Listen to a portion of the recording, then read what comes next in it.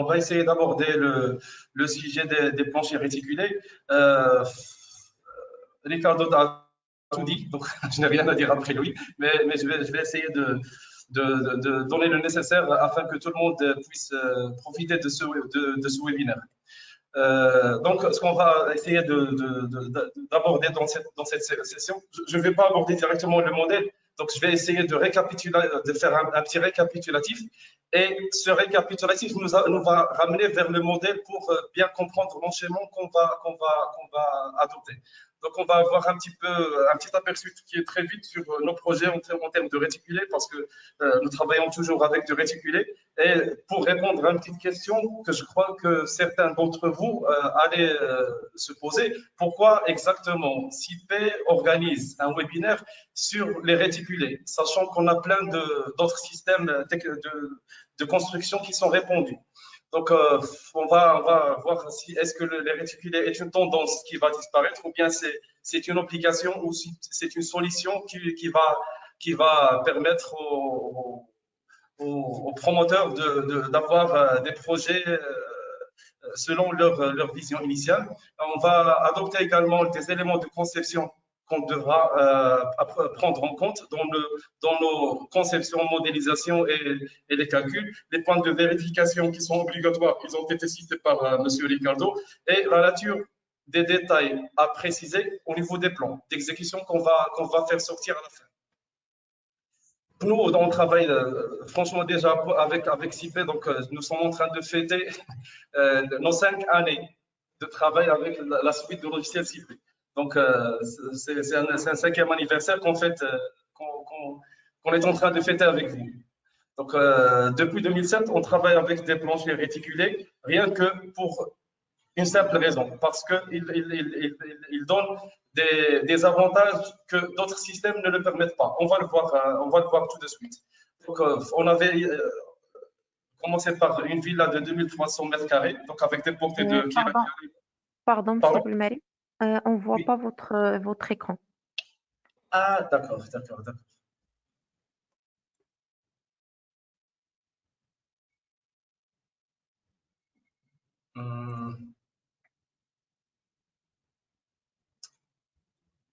Je dois partager l'écran.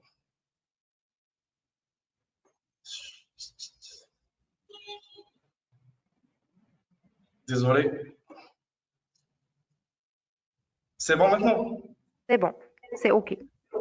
Donc, je me suis pensé sans que les gens puissent voir ce que j'avais exposé, c'est pas grave. Donc là, notre premier projet était une villa de 2300 mètres carrés, donc c'était des portées de 11 mètres. Donc, on a proposé les réticulés au maître d'ouvrage pour des raisons d'économie et d'esthétique au niveau de l'architecture. Il y avait également des immeubles, donc un immeuble d'habitation en R+6. C'était une amicale et c'était dur de leur faire convaincre que le réticulé était en fait avantageux pour eux. Il y avait plein d'autres projets, donc il y avait des immeubles d'habitation de 4300 mètres carrés. Il y a également des unités industrielles, donc c'est des gens c'est des promoteurs qui sont petits, mais ils ont appris que le réticulé allait faire l'affaire pour eux, en termes d'optimisation, en termes de délai, en termes de plein de choses. Donc, il y a un plateau de bureaux, il y a également une école, donc une école privée. Là, un groupement d'habitation de 27 000 mètres carrés. Donc là, l'entreprise avait le souci d'optimiser au niveau de son coffrage. Donc, elle a opté pour le plancher réticulé. Elle nous a consulté dans ce sens pour l'assister. Et franchement, leur projet a réussi. Ils ont gagné en coffrage, ils ont gagné en main-d'œuvre et ils ont gagné en plein dans le coût global de leur projet. Et là, un grand projet qui s'étale sur 180 000 mètres carrés. Là, il y a une petite histoire. Donc, le maître d'ouvrage, initialement, on a commencé 2 tranches en plancher ourdi avec des poutrelles, avec des poutres. Mais vu avec le temps, on a trouvé plein de problèmes de passage des gaines, de climatisation, de passage des réseaux, de tous les réseaux, que ce soit chemin de câble, soit PPR, soit tous ces éléments-là, avec des portées de poteaux qui n'étaient pas assez satisfaisantes en termes d'esthétique. Donc, on a basculé vers les planchers réticulés et maintenant, ça se passe très bien et tout le projet va continuer de cette manière. Donc, pourquoi j'ai exposé tous ces éléments-là? Pour la simple raison, c'est que le plancher réticulé, il permet de gagner en hauteur, il permet de gagner en surface. On se permet d'avoir des grandes portées. Il permet d'optimiser au niveau du coût du projet. Donc là, c'est assez clair au niveau des projets. Plein d'entre vous, sûrement, ils ont travaillé avec des planchers réticulés, donc c'est juste un petit rappel pour voir l'importance des planchers réticulés. Maintenant, on va passer aux éléments de conception qui sont nécessaires au niveau des planchers réticulés. Là, comme vous le savez, il y a deux types de planchers. Il y a les planchers à bloc perdu et il y a les planchers à caisson récupérable. Voilà les planchers à bloc perdu. Ici au Maroc, on a des agglos pour creux, des agglos en aggloméré qui sont connus, donc c'est répandu. Il y a un système qui a été inventé par Eurobrick, donc il commence à avoir sa place au niveau du marché. Et il y a un autre système de préfabrication que j'en viens d'avoir d'informations. Donc le marché marocain commence à avoir des compétitions assez chaudes et c'est très bien pour le projet. Là, les planchers à caisson récupérable, là, ils sont clairs. C'est des caissons c'est un coffrage qu'on loue ou qu'on achète. Et là, il y a un autre système de coffrage. Là, pourquoi j'ai cité ces deux? Il faut faire la distinction entre les deux en termes du choix du type de plancher à utiliser au niveau du bâtiment. Sûrement, plein d'entre vous, en circulant dans la ville ou avoir vu des plans des bureaux d'études, vous allez constater qu'au niveau des hauteurs, des étages, on conçoit des planchers avec des caissons récupérables. Mais là, c'est très critique. On ne peut pas concevoir un immeuble en étage avec des planchers à caissons récupérables pour deux raisons. La première raison, on perd au niveau de l'acoustique. Donc, l'acoustique des caissons récupérables est très faible. On a une dalle de compression qui fait 5 à 7 cm, 10 cm maximum. Mais si on s'amuse à prévoir des solutions d'isolation acoustique, pour que ce soit au niveau du bruit aérien ou des bruits ou de l'acoustique vis-à-vis du choc, là, c'est impossible. Je vais dire impossible. Au moins, la solution va être très coûteuse. Ce qu'on devra faire, c'est les caissons récupérables peuvent être utilisés au niveau des sous-sols où le souci de l'acoustique ne se pose pas. Et il y a le deuxième aspect que j'ai oublié de citer, c'est que la résistance au feu. Si on parle de résistance au feu avec des nervures de 12 cm, avec une dalle de compression de 5 cm, là, c'est terrible. Donc, au niveau des planchers hauts, on opte pour des planchers à bloc perdu. Et au niveau des sous-sols, on s'amuse à faire des caissons récupérables. J'ai essayé d'attirer l'attention sur ce point parce qu'il est très important. Au niveau des éléments de conception auxquels on devra faire attention depuis le départ. En fait, le processus constructif ne commence pas au niveau des plans, il commence déjà au niveau de la conception. Donc, au niveau du paramétrage des planchers, on devra faire attention à la vérification du poids propre des matériaux utilisés. Par exemple, si on opte pour les blocs perdus, il y a plein de matériaux qu'on va utiliser. Donc, les agglos, on devra renseigner ou au moins vérifier le poids propre donné par le logiciel. Comme ça, on n'aura pas de souci au niveau des centres de charge et au niveau de nos calculs. On devra également faire attention au poids propre des planchers à caissons récupérables dans le cas où l'entreprise présente des caissons qui ont des dimensions différentes de celles qu'on a utilisées au niveau de la conception. Là, c'est très important. Si vous allez le constater, il y a plein de gens, d'acteurs qui, soit ils construisent leurs propres caissons, ou il y a d'autres fournisseurs qui apportent des caissons. Et les dimensions, parfois, ils sont très différentes l'un à l'autre. Donc là, on devra mettre le point sur cet aspect-là, que ce soit au niveau de l'étude initialement ou lorsque l'entreprise est adjugée pour le marché. Donc, on vérifie les dimensions des caissons avec elle.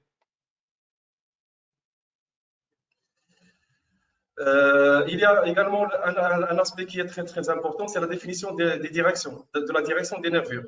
Là, il a un impact, surtout lorsqu'on a les blocs perdus avec des agglos. Les dimensions X et Y sont différentes. On a 5 par 60. Ces 5 par 60, si on tourne, si on change le sens des nervures, on aura un impact sur le comportement du plancher. Dans un sens, peut-être la flèche va être diminuée, dans l'autre sens, va être améliorée. Donc, essayez de faire attention à cela parce que c'est très important. Au niveau de la génération des panneaux, donc, au niveau du premier webinaire ou deuxième, il a été cité ce point, il est très important. Donc, le panneau, on prend le débordement du panneau par rapport au poteau, on le prend à 15% de la portée entre deux poteaux. Donc, avec un angle de vision qui est de 40 degrés. Là, comme ça, on assure que le plancher a de bons appuis et on n'aura aucun souci au niveau du calcul et au niveau de son comportement par rapport aux sollicitations qu'il va recevoir. On devra faire attention à la définition du point de passage des nervures. Là, on va le voir dans l'exemple. Là, c'est très important pour assurer une superposition verticale des gaines. Si on ne précise pas le même point de passage du plancher, là, on aura un souci au niveau du passage des gaines. Et même si on fait les gaines, après, on essaye de faire passer les descentes, là, on aura des soucis. Et on devra passer à la casse. Et c'est difficile à gérer après si jamais on se retrouve avec une nervure. Il y a l'aspect de définition des armatures de base. Là, M. Ricardo vient de le citer. Donc, personnellement, je travaille de cette manière. Au niveau et c'est d'ailleurs c'est ce que CIP recommande. Donc, on devra prévoir des armatures de base pour les nervures au niveau de la face inférieure. C'est quoi l'importance de ceci? Parce qu'on devra avoir des barres longitudinales qui continuent depuis le départ vers la fin, avec des recouvrements entre deux barres de 12 mètres. Donc, on prend des barres de 12 mètres et on les allonge depuis le début, en fait, le premier axe vers le dernier axe. Et une fois on définit cela, soit 10, soit 12, en fonction des moments, en fonction des charges, en fonction des portées. Après, le logiciel calcule automatiquement en fonction de l'armature de base qu'on a affectée. Il calcule directement l'armature, le renfort dont il a besoin pour supporter ou pour résister aux sollicitations qu'il va recevoir. Au niveau des panneaux, donc là, c'est clair, il y a les deux armatures de base supérieure et inférieure qu'il faudra définir, sauf qu'il faut faire attention à un point au niveau des zones allégées, au niveau des nervures. Il vaut mieux activer, détailler, il y a une option de détailler les armatures de base dans le plan. Comme ça, qu'est-ce que vous avez dans le plan? Les deux armatures. L'armature de base avec l'armature de renfort. Ainsi qu'il va donner toutes les cotations et les longueurs nécessaires pour que l'ouvrier ou le ferrailleur ne trouve pas de problème au niveau du façonnage et au niveau de la réalisation, en fait, au niveau de la pose des armatures. Les points de vérification, donc, ils ont été cités. On parle du poinçonnement, on parle également de la flèche, on parle d'autres choses. On va les aborder dans la démonstration tout à l'heure. Et il y a des détails qui sont indispensables au niveau de l'édition des plans. Donc, il y a ce premier détail-là. Qu'est-ce qu'il définit? Il définit un panneau avec les armatures de base qui devraient être prévues au niveau de ces panneaux, à savoir que lorsqu'on définit des armatures de base sans détailler ces armatures dans le plan, le logiciel n'édite pas ces armatures dans ce plan.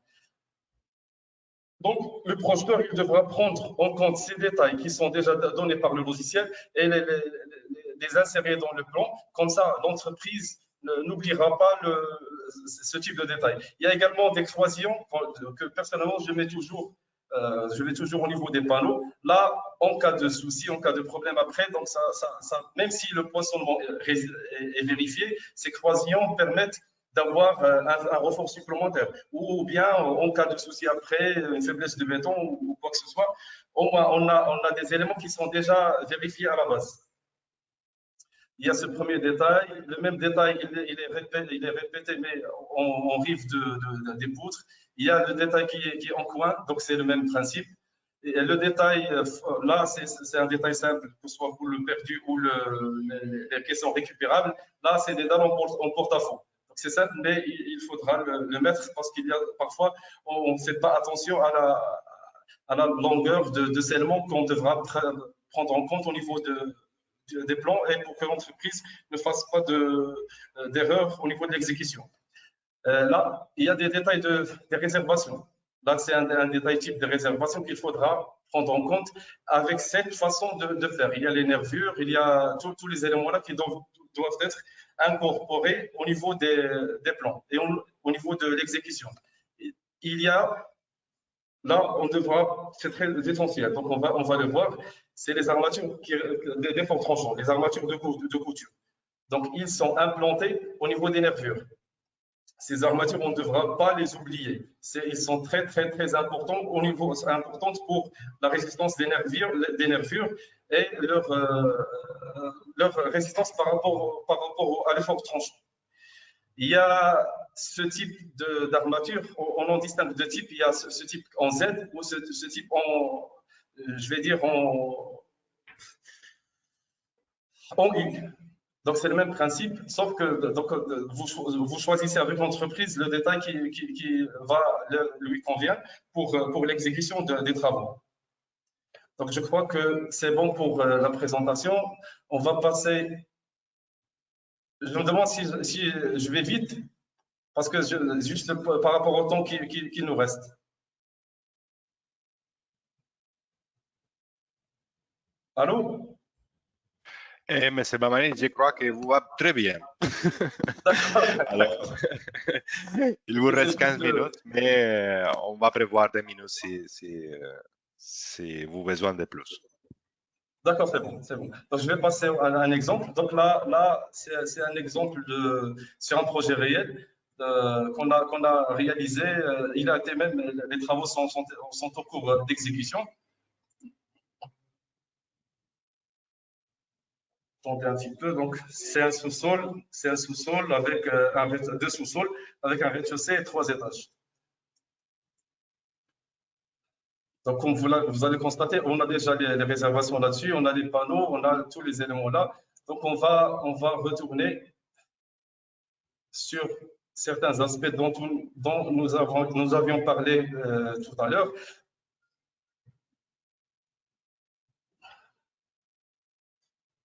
Oui.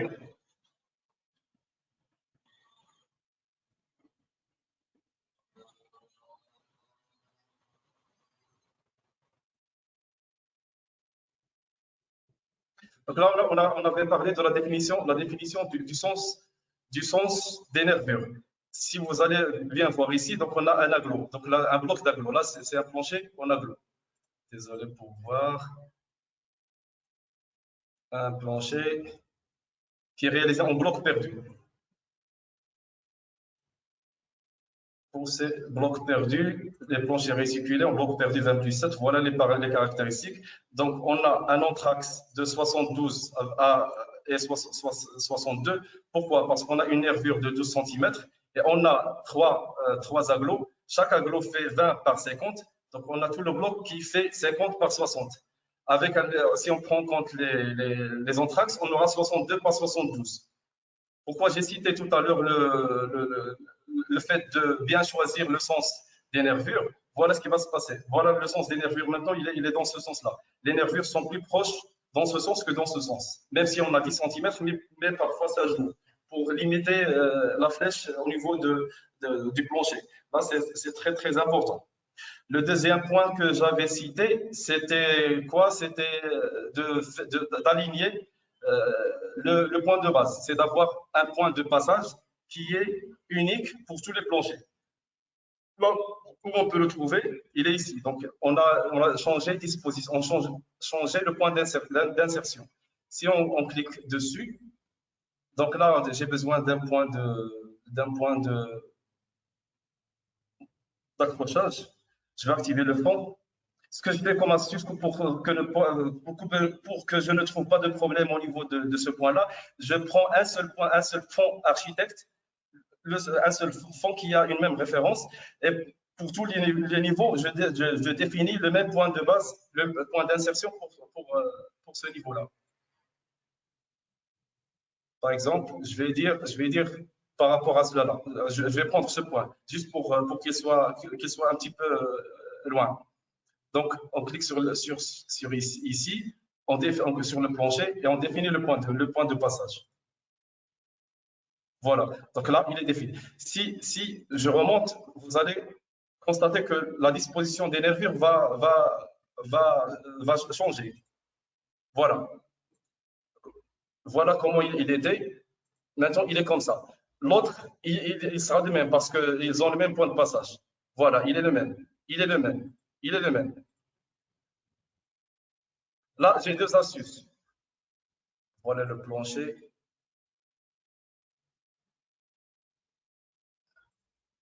Voilà. Donc, je veux ce plancher-là qui soit aligné au plancher qui est en bas. Donc, qu'est-ce que je vais faire? Je vais faire la même chose. Donc, je vais cliquer sur ce plancher et cliquer ici. Donc là, j'ai la même disposition. Si je descends, voilà, le plancher n'a pas changé. Mais en haut, le pH étage 2, il va changer. Voilà ce qui s'est passé. Là, il y a une autre méthode pour le faire. On pourra cliquer sur plancher, copier plancher. Là, c'est une option assurée par CP4. On clique droit et on descend vers le plancher étage 1. On clique dessus. Là, il vous donne un certain nombre d'options. Le type d'entre vous. Là, je vais le désactiver, le point de passage, la direction et l'armature de base.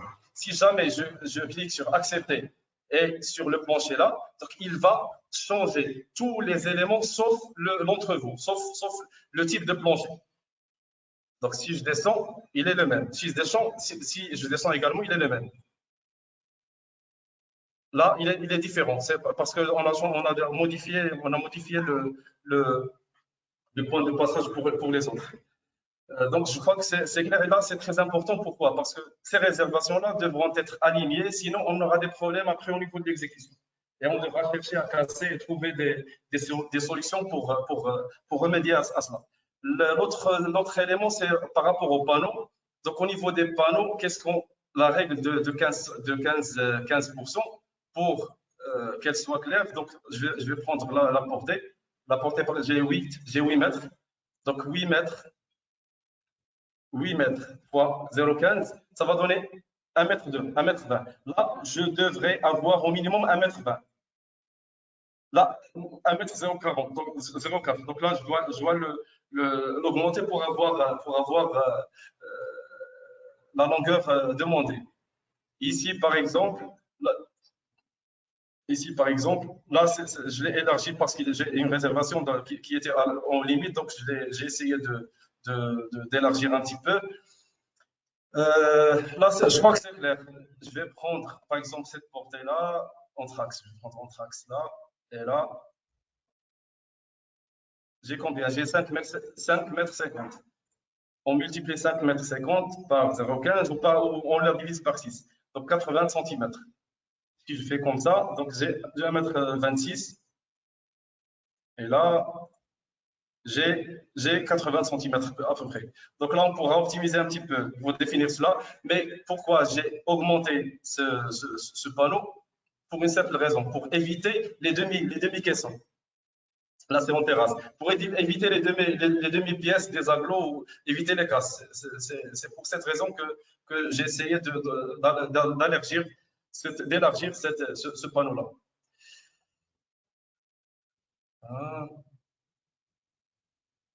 Détailler caisson. Si je le limite ici, pour avoir les 80, donc j'aurai un demi-caisson. Donc j'ai préféré augmenter le panneau dans la limite de 5 fois l'épaisseur, bien sûr. Il y a une limite à respecter. Là, donc on a fait le tour sur ces éléments-là. Il y a également des points qu'on avait abordés, le point de passage, l'armature de base. Si on parle de l'armature de base, donc voilà l'exemple, on clique. Ah, attendez. Un problème de chevauchement.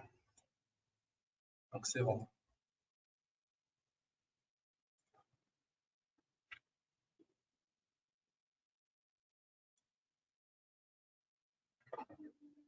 Donc, après, soit on définit l'armature de base au niveau de la modélisation du plancher, comme on pourra la faire après. On fait le calcul, après on gère en fonction des armatures qu'on a au niveau du plancher. Donc on clique dessus. Voilà, donc un HA10 et un HA10. J'ai choisi comme armature de base au niveau de la partie inférieure. Généralement, la partie supérieure, je ne définis pas d'armature de base, je laisse les renforts, à moins que je trouve un problème là-dessus et je la change. J'ai une armature de base de 10. Avec cette armature de base de 10, voilà ce qui me donne. Donc, je vais activer le lit inférieur, longitudinal.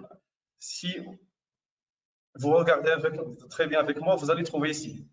J'ai 10 cm, HA10 avec 14, HA10 avec 14, HA10 avec 16. Donc, en fonction des sollicitations, en fonction des moments, si tu lui donnes une armature de base, lui, il calcule directement l'armature de renfort nécessaire. Voilà ce qu'il donne ici. On va faire un essai. On va changer l'armature de base. On va faire par exemple 12. Et on attribue à tous pour ne pas voir. On va réarmer, égaliser les armatures. On réarme la dalle. Ah, parce que j'ai changé le point de passage. Sans souci, il n'y a pas de souci. Il y a le modèle d'origine. Voilà. Je vais faire la même chose, ce que je viens de faire tout à l'heure. Je vais affecter, voilà l'armature de base actuelle, elle est de 10. Je vais lui dire de m'attribuer une armature de base de 12. Donc, je vais égaliser. J'espère que je n'aurai pas de problème. Oui. Parce que tout à l'heure, j'ai changé le point de passage. Donc, automatiquement,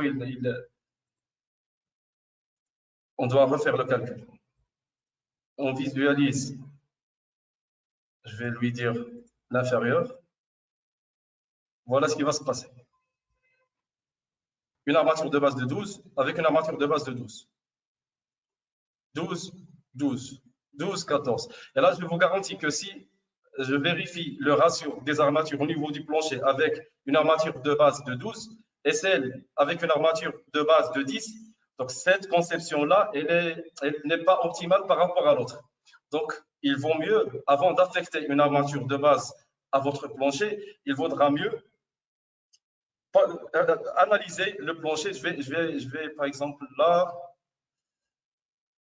pour qu'il soit clair, je vais supprimer les armatures de base. Et je vais égaliser le plancher.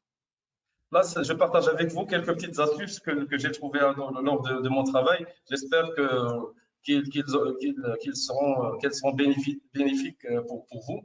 Donc là, le plancher, il n'est pas très sollicité. Donc il y a des armatures, des HA10 avec des HA10 et des HA10 avec des HA12 ici. Donc là, le plancher, il est à l'aise, vu la disposition des poteaux.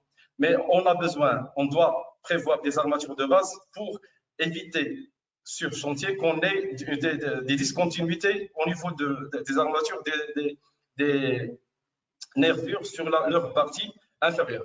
Donc là, c'est l'importance des armatures de base au niveau des nervures.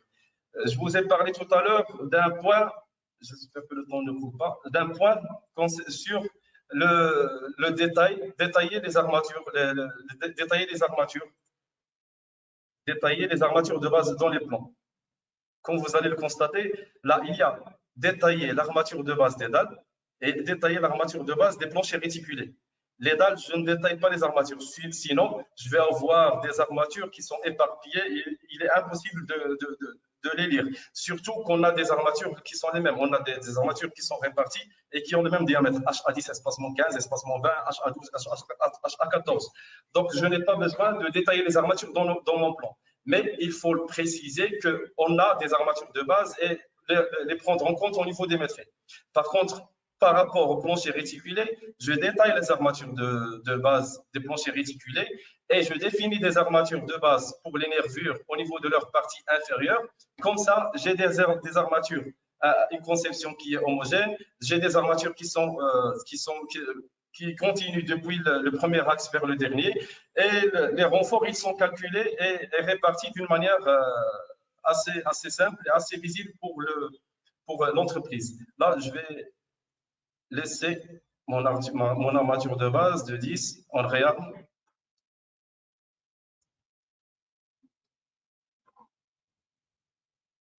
Là, c'est bon. Et voilà notre armature de base qui est retournée.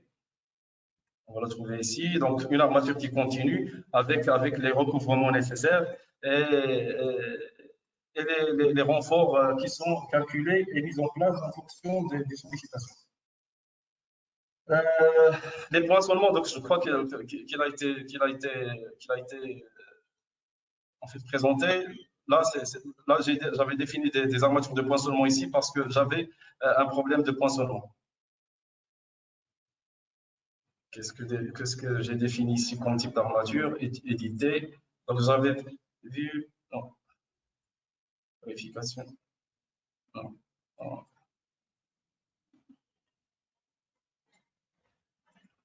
Non, je n'ai pas défini, désolé, je n'ai pas défini d'armature de poinçonnement. Déjà, le poinçonnement là, il est vérifié. Donc là, on n'a aucun souci au niveau du poinçonnement. Et c'est clair, généralement pour les charges d'habitation, avec des planchers qui atteignent les 30 cm, les 27 cm, donc généralement le poinçonnement passe sans aucun souci. Et de plus, avec l'équation, franchement, que je mets d'une manière continue au niveau de mes plans, donc je n'ai pas de souci au niveau des poinçonnements. Il y a un aspect que je n'ai pas cité, mais il a été cité par Hernan, je crois. Il a été cité, oui, le premier webinaire, c'est les balcons. Au niveau des balcons, il faut faire attention à un point qui est très, très important. Désolé, je vais faire la vue 3D. C'est le chaînage, la continuité des chaînages. Il faut qu'il rentre qu'il rentre dans le plancher. Voilà. Donc, de cette manière, on a les nervures qui continuent. Donc, une nervure, deux nervures qui passent depuis le premier axe ou la première file vers la fin du balcon. Il y a une poutre qu'on met ici pour border en fait notre plancher. Mais pour assurer une bonne reprise des efforts de ce moment-là, donc le moment d'encastrement, qui soit repris d'une manière saine et d'une manière efficace, il vaudra mieux prévoir les chaînages qui continuent vers l'intérieur. Là, c'est un petit rappel. Je crois que j'ai fait le tour. Quoi d'autre? Je crois que j'ai fait le tour des éléments nécessaires. Donc, au niveau, qu'est-ce que j'ai là? Je crois que c'est bon. Au niveau de l'édition des plans, là, c'est clair. Il n'y a pas la façon avec laquelle j'édite mes plans pour les planchers. Voilà ce que je fais. C'est une démonstration, mais en fait, l'avantage qu'on a avec CP4, c'est franchement, il a une flexibilité énorme. Donc, si jamais vous lisez, en fait, vous suivez le paramétrage général, le mémoire de calcul qu'ils ont et le manuel d'utilisation, franchement, chacun aura un plan différent de l'autre. Donc, il suffit juste de lire, chercher et voir ce que le logiciel permet, et vous allez voir ce qu'il va vous donner. Donc là, j'ai dit un plan de coffrage simple qui définit les axes. Il définit les axes et les fils. Le plan de portique, là, je n'ai pas parlé des poutres parce qu'en fait, il ne concerne pas seulement les planchers réticulés, mais je crois que les poutres devront être maîtrisées par vous-même. Il y a je définis 4 plans pour l'armature transversale, pour les armatures transversales et longitudinales. C'est-à-dire, j'ai ici, si je visualise ici, donc j'ai quatre côtés, l'inférieur longitudinal, l'inférieur transversal, supérieur longitudinal et supérieur transversal. On ne peut pas s'amuser à mettre les 4 sens, les 2 sens avec les 4 types d'armature d'un seul plan. Là, c'est impossible de les lire. Donc, ce que je préfère, ce que je fais, c'est que chaque sens d'armature, je lui attribue un plan. Donc là, armature transversale inférieure, longitudinale inférieure, transversale supérieure et longitudinale supérieure. Voilà ce que nous aurons comme visualisation de plan. Voilà, en fait, j'ai limité ici, en fait, voilà le plan de coffrage. Désolé, je vais détailler celui-là. Voilà le plan de coffrage. Qu'est-ce qu'il donne comme information? Il donne les axes, tout le coffrage, les axes et les dimensions des ouvrages. Là, on a la possibilité de, si on a des chevauchements, là, il faut faire, c'est pertinent de leur part, on pourra déplacer ce qu'on veut comme détail. Non, je ne veux pas décaler cela, et ainsi de suite. On peut le faire pour tous les éléments. Même on peut le faire avant au niveau de la phase modélisation. Voilà le premier plan. L'autre plan, voilà ce qu'il me sort comme plan. Là, c'est l'armature, un renfort inférieur. C'est le renfort inférieur. Voilà l'armature de base. Donc, elle va continuer. HA10, elle continue. Donc, c'est des barres de 12 avec un recouvrement selon les règles de BAS sont connues. Et là, on a les renforts. Par rapport au renfort, il te donne la distance du renfort par rapport à l'armature longitudinale. Là, c'est l'exemple. Là, c'est l'armature transversale, c'est le renfort inférieur transversal ou longitudinal transversal, ça dépend des sens. Là, c'est le renfort supérieur transversal et le renfort supérieur longitudinal. Les détails, je ne fais pas sortir les détails ici. J'établis un plan dédié aux détails. Comme ça, je ne répète pas le travail à chaque fois. Et là, les poutres. Donc, généralement, les poutres, elles passent là. C'est une poutre qui supporte un poteau. Donc, le poteau prend la poutre comme étant un appui. Les autres poutres, généralement, ils passent parce qu'ils sont considérés comme des éléments liés qui bordent le plancher. Donc, leur déformation dépend de la déformation du plancher. Je crois que c'est bon. J'ai fait le tour sur tous les éléments que je considère importants pour cette séance. Et désolé si je suis un petit peu rapide, parce que parler à un milieu virtuel, ce n'est pas assez facile.